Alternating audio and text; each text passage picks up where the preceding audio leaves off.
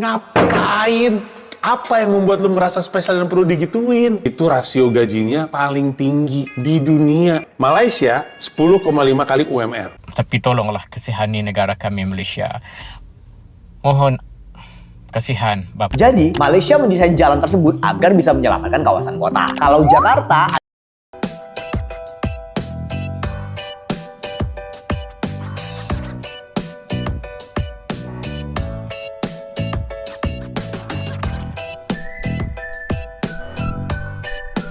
Assalamualaikum warahmatullahi wabarakatuh, dan berjumpa kembali hari ini masih bersama saya. Selamat datang di channel ini. Bagaimana kabar Anda semua di sana? Tentunya ada saya di sini, doa yang terbaik dan juga harapan dari saya untuk kita semua. Semoga kita dalam keadaan sehat walafiat dan agar juga dapat melakukan pekerjaan, aktivitas, kegiatan hari ini. Semoga diberikan kemudahan, keberkahan, kelancaran oleh Tuhan Yang Maha Kuasa. Amin, amin ya rabbal alamin. Nah, kali ini ada satu momen mengejutkan yang akan kita bahas. Tentunya hal ini sangat berbeda. Ini terkait tentang pidato Presiden Indonesia, yang mana tujuan dari Presiden Indonesia dalam berpidato kali ini sebenarnya untuk kemajuan rakyat Indonesia. Namun pidato Pak Presiden tersebut membuat banyak orang Malaysia galau. Kenapa? Apa isi pidatonya dari Presiden Indonesia tersebut? Mengapa kok Presiden Indonesia yang berpidato, orang Malaysia pula yang galau? Nah, di sini dipertanyakan apa isinya. Nah, kita saksikan guys. Kita reaksi video tersebut satu persatu agar kita paham, dan semoga Anda tidak skip supaya kedepannya tidak gagal paham terkait tentang video reaksi ini. Tanpa banyak membuang masa, jomlah kita reaksi videonya satu demi satu. Let's go!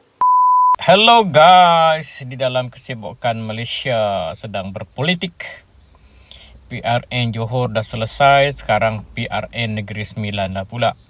So, kita cuba pergi ke seberang sedikit, pergi ke negara tetangga kita, Indonesia terang. Prabowo bilang data baru, kondisi Indonesia disebut lebih baik dari Jepang dan Eropah. Eropah guys, Eropah. Sekarang nih, wow. Macam tu. Wow. Indonesia sudah mantap, sudah hebat. Karena lebih baik daripada Jepun dan juga Eropah. Jadi tidak rugilah Indonesia yang berempas pulas memilih Presiden Bapak Prabowo Subianto menjadi presiden, dan dalam waktu yang sekejap saja Indonesia telah berubah menjadi sebuah negara yang lebih baik daripada Jepang dan lebih baik daripada Eropah. Dan kenyataan ini sudah tentulah menggambarkan rasa gembira, rasa puas hati rakyat Indonesia. Tetapi guys, masalah yang akan timbul adalah Malaysia akan jadi negara yang ketar-ketir. Ketar-ketir karena rakyat Indonesia yang ada di Malaysia ini, yang dikatakan hampir 2 juta rakyat Indonesia yang mencari pekerjaan di Malaysia, they will say goodbye to Malaysia. Goodbye to Malaysia. Karena di negara mereka sudah menjadi negara yang lebih hebat, lebih baik, yang terbaik, yaitu lebih baik daripada Jepang dan Eropah. Jadi negara Malaysia akan kesulitan dalam aspek tenaga kerja, karena selama ini demand manpower supply sebahagian besar di antaranya adalah daripada negara Indonesia, yang selepas ini mereka tidak akan ada di Malaysia dan kembali ke tanah air masing-masing karena negara mereka sudah maju. Okay guys, dan yang paling wow sekali ialah petani negara Indonesia sekarang sudah kaya, sudah makmur di bawah pentadbiran Pak Prabowo, dan mereka bisa libur keluar negara. Amin. Libur ke Jepang, libur ke Eropah. Dan ini Amin. satu pencapaian yang luar biasa. Mantap Bapak Prabowo, mantap. Tapi tolonglah kasihani negara kami Malaysia. Kami akan kehilangan rakyat Indonesia berjuta-juta dari segi manpower supply. Mohon kasihan Bapak Presiden. Bye. Jadi ini adalah satu hal yang paling bikin semua orang kaget daripada berita-berita lainnya, daripada pidato-pidato sebelumnya. Nah, kali ini dibahas tentang Indonesia Terang. Jadi Pak Prabowo mengatakan bahwa ini melalui data baru tentang kondisi Indonesia disebut lebih baik ya. Lebih baik dari Jepun dan juga Eropa. Waduh. Benarkah demikian? Kalau mungkin visi misi ke depannya akan meraih sesuatu yang lebih baik daripada Jepun dan juga Eropa, oke lah. Oke, itu masih realistis. Tapi kita lihat, benarkah Indonesia jauh lebih baik daripada Jepun dan Eropa saat ini? Namun kalau kita katakan bahwa Indonesia semakin mulai membaik, itu juga masuk akal. Tapi kalau lebih baik daripada Jepun dan Eropa, artinya Indonesia sudah melewati Malaysia. Satu, kita bahas terkait tentang investor asing. Kalau Indonesia jauh lebih baik, pastinya investor itu enggak mikir-mikir lagi ke Indonesia. Tapi mengapa para investor lebih pilih masuk Malaysia, Vietnam, dan juga Thailand? Coba dipikir. Hal lainnya yang perlu kita bahas adalah nilai mata uang. Kalau Indonesia jauh lebih baik daripada Jepun dan Eropa saat ini, tentunya nilai rupiah itu sudah pasti menguat. Tapi logikanya, fakta yang sudah ada di lapangan, malah ringgit pula yang menguat. Artinya siapa yang lebih baik di sini? Nah, yang ketiga yang paling penting ini. Kalau Indonesia jauh lebih baik keadaannya daripada Jepun dan juga Eropa sekarang, katanya para pekerja-pekerja dari Indonesia itu di Malaysia akan keluar, akan pulang, akan balik ke kampung, dan Malaysia akan kesepian dari orang-orang Malaysia, dari orang Indonesia, dari pekerja Malaysia. Benarkah kabar itu? Tapi kita lihat faktanya bahwa saat ini orang Indonesia itu masih ada kurang lebih 2 juta orang diaspora di sana yang bekerja di sana. Bahkan banyak juga keturunan-keturunan Indonesia di Malaysia saat ini. Apakah mungkin mereka semua akan pulang dan bekerja di negara sendiri? Kalau seumpama itu benar adanya terjadi, artinya pemerintah Indonesia sudah dapat membuka peluang pekerjaan yang sebesar-besarnya lebih daripada jumlah pekerjaan yang diciptakan di negara Malaysia. Itu adalah hal yang baik jika memang itu benar. Tapi kalau orang-orang Malaysia ditinggalkan oleh para pekerja Indonesia, apakah mereka akan galau?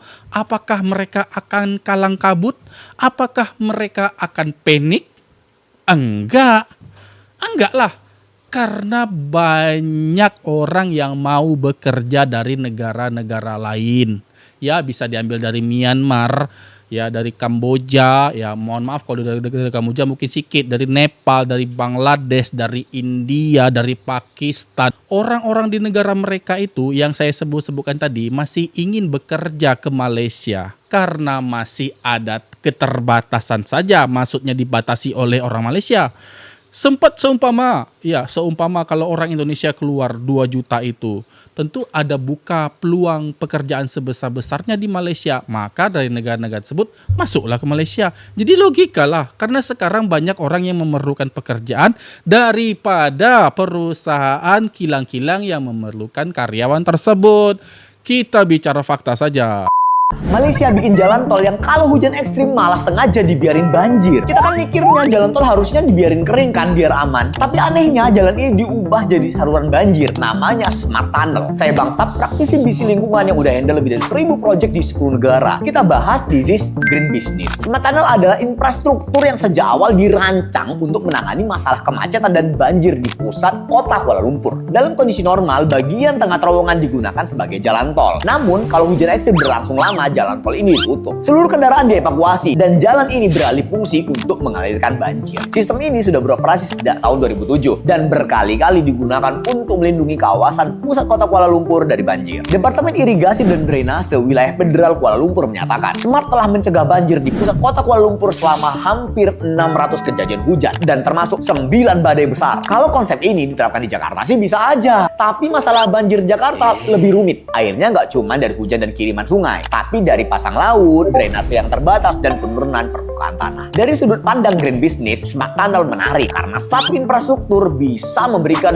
dua manfaat sekaligus. Jadi, Malaysia mendesain jalan tersebut agar bisa menyelamatkan kawasan kota. Kalau Jakarta, underpass kebanjiran malah berubah jadi kolam renang dadakan. Menurut kamu, konsep Smart Tunnel bisa diterapkan di negara kita nggak sih? Tulis pendapat kalian di kolom komentar dan follow akun ini buat dapatkan informasi bermanfaat lainnya. This is green business. Jadi kepintaran orang-orang Malaysia itu sudah diterapkan dalam strategi pembangunan infrastruktur mereka. Rupanya sudah puluhan tahun yang lalu. Dari tahun 2007, Smart Tunnel ini ya menjadi antisipasi banjir di Kuala Lumpur. Namun saya pernah mendengar bahwa ada mungkin sekali kalau saya dengar, tapi entahlah kalau saya silap, silakan Anda komen di kolom komentar. Ada sekali hujan lebat dalam waktu tempo sebulan itu membuat banyak daerah juga di Kuala Lumpur itu tetap dilanda banjir. Tapi nggak sering. Kalau saya dengar itu hanya 1 kali saja. Tapi kalau saya silap silakan komen guys. Dan ini kepintaran mereka di saat hujan ekstrim terjadi mungkin lebih dari 3 atau 4 hari secara berturut-turut, maka itu akan berpotensi membuat banjir. Namun mereka sudah mengantisipasi dengan membuat proyek besar Smart Tunnel tadi. Jadi banjir itu tidak terlalu menggenang, namun mereka akan langsung masuk ke Smart Tunnel tersebut. Perasaan saya pernah masuk deh kayak terowongan jalan tol gitu. Dia kalau tidak musim hujan tetap digunakan, tapi kalau musim hujan ditutup karena penampungan banjir. Itulah pintarnya mereka. Walaupun saya pernah mendengar banjir di Kuala Lumpur, tapi coba bayangkan kalau seandainya tidak ada Smart Tunnel ini, pasti banjir itu akan meluap kemana-mana. Namun kalau kita bayangkan tentang Jakarta, memang belum ada Smart Tunnel yang begini di Jakarta. Jadi kalau ada hujan lebat, ditambah air laut pasang, ditambah air sungai pasang, jadilah banjir itu di mana-mana ya guys ya. Coba kalau kita mau, seandainya bisa juga Jakarta dibuat Smart Tunnel.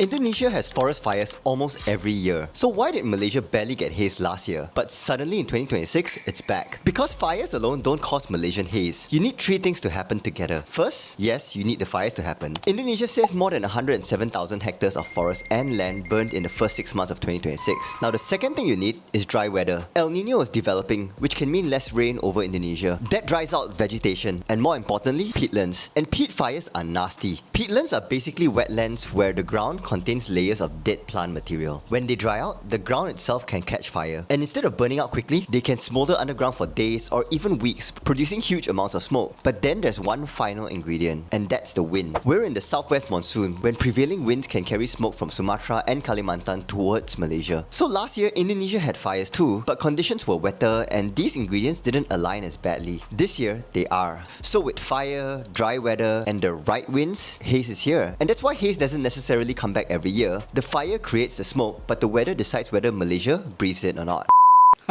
Inilah satu gambaran kejadian di saat musim selain hujan datang, yaitu adalah kemarau panas berpanjangan. Akhirnya membuat ada beberapa kawasan di Indonesia akan terbakar. Jadi saya kasih informasi kepada teman-teman, kepada Anda semua di sana, bahwa di Sumatera ini banyak sekali lahan gambut, hutan-hutan lahannya gambut. Jadi itu mudah terbakar apabila musim atau hari panas terik, tak ada hujan, itu bisa terbakar. Jangankan dari hutannya saja, tanahnya saja bisa terbakar, apalagi hutan-hutan di atasnya. Nah, asapnya ini tentu tidak bisa diantisipasi oleh Smart Tunnel atau untuk menangani banjir.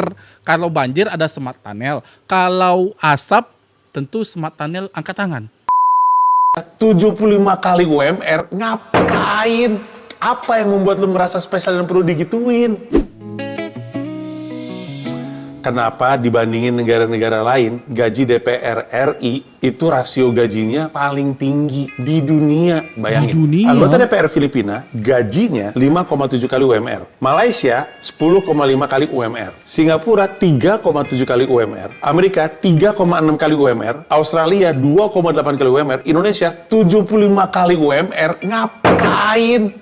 Apa yang membuat lu merasa spesial dan perlu 75 kali digituin? UMR. Sekarang kita semua tahu, lu di dalam juga nggak bisa ngapa-ngapain. Bukan gue yang ngomong, temen lu anggota DPR yang ngomong. Ada di Skakmat, jangan ngomel sama gue, nonton aja sendiri. Ngapain lu dapat 75 kali UMR? Kalau kami tahu, lu di dalam juga ngeblank. Itu adalah poin video ini. Video ini adalah kelanjutan dari kekesalan masyarakat terhadap Anda, anggota DPR. Yang ingin gue capai adalah supaya anggota DPR tahu, kami tahu, lu tuh nggak layak mendapatkan Nggak seperti layak, itu. nggak Apapun yang lu layak. katakan, tidak akan membenarkan 75 kali UMR. Kenapa? Karena kita tahu, lu juga nggak bisa mengubah apa-apa dari dalam. Apalagi Nggak kalau lu bisa nggak punya mengubah akses kepada apa-apa. pimpinan partai. Kini rakyat tahu. Nggak apa-apa tahu kemarin marah. Walaupun marah bisa dilakukan tanpa melanggar hukum, tapi wajar kalau kita marah. Tapi secara gagasan yang ingin gue sampaikan adalah, gue pengen rakyat tahu bahwa anggota DPR sedang mendapatkan fasilitas, gaji, dan kemewahan yang nggak layak mereka Kemewahan dapatkan. yang Karena tak argumen layak mengubah dari mereka dalam itu invalid. dapatkan. Mengubah dari dalam itu percuma kalau luarnya masih ngaco. Dan kalaupun masuk ke dalam dengan kengacoan, nggak tahu politik, nggak ngerti legislasi, dan nggak ngerti apa-apa, nggak punya akses terhadap pimpinan partai yang menentukan, ujungnya nggak bisa apa-apa juga. Ya buat apa digaji kayak gini? Tapi setidaknya, usaha untuk membuat kita lebih ngerti sama politik sudah mulai berjalan. Kita bisa bilang rakyat Indonesia sedang mengarah ke arah yang lebih baik, wawasan politiknya jadi lebih oke, karena memang perubahannya harus datangnya dari luar. Tapi sekarang setidaknya ketika ada siapa kayak ngomong, mau itu rakyat di sosmed atau anggota DPR atau caleg bilang, masuk ke dalam, biar kita bisa mengubah dari dalam. Itu tidak benar. Ketawain aja. Malaysia itu gaji anggota parlemennya 10,5 kali UMR, upah minimum regional. Ya, kalau di Malaysia UMR-nya kan 1.700 ringgit. Artinya 10,5 kali lipatnya itu adalah gaji parlemennya. Nah, kalau di Indonesia berapa? Aduh.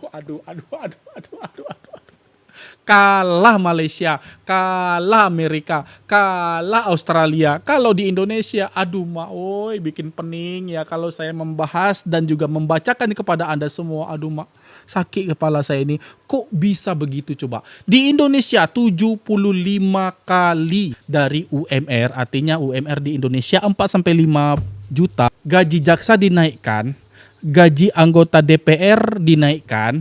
Di bulan Agustus, waktunya bulan kemerdekaan Indonesia, kita tahu siapa yang sejahtera. Di bulan Agustus, bulan kemerdekaan Indonesia, siapa yang bahagia? Di bulan Agustus, bulan kemerdekaan Indonesia, siapa yang makmur? Kita sudah dapat melihat gaji siapa yang dinaikkan, bukan 2-3 kali lipat, berpuluh-puluh kali lipat. Jadi pantas sekali banyak orang yang berebut-rebut jabatan. Karena lihat saja dari penghasilan mereka. Lihat saja dari pendapatan dan juga tunjangan-tunjangan yang mereka dapati. Termasuk fasilitas-fasilitas yang mereka gunakan selama ini. Dan demikian tadi video aku, semoga video ini bermanfaat bagi kita semua. Aku mohon maaf jika ada kesalahan kata, kesalahan sikap pada Anda semua mohon dimaafkan karena saya hanyalah manusia biasa yang tak luput dari kesalahan. Saya akhiri dulu videonya. Wabillahi taufiq wal hidayah. Wassalamualaikum warahmatullahi wabarakatuh.